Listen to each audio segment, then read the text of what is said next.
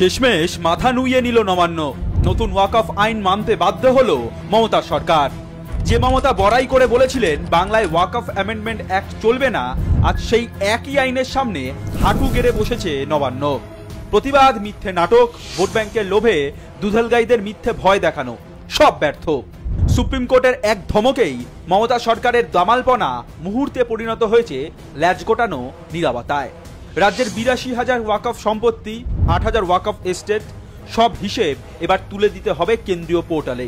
আর মমতা সরকার চুপচাপ বিনা কথা বলেই হুকুম পালন করলো। গর্জন নয়, সরাসরি আত্মসমর্পণ। নবান্ন নিজেই নির্দেশ দিয়েছে ৫ই ডিসেম্বর ২০২৫-এর মধ্যে জেলাভিত্তিক সব ওয়াকফ তথ্য আপলোড করতে হবে পোর্টালে। এসআইআর এর সময়ও একই নাটক। বাংলায় এসআইআর চলবে না, ঘেরাও কর্মসূচি হবে। আর শেষে নিজের মুখেই বললেন ফর্ম ফিল আপ করে দিন। দেশের আইন ব্যবস্থার কাছে বারবার থাপ্পড় খেয়ে প্রতিবারই হার মেনে আইনের কাছে মাথা নত করেন মাননীয়া।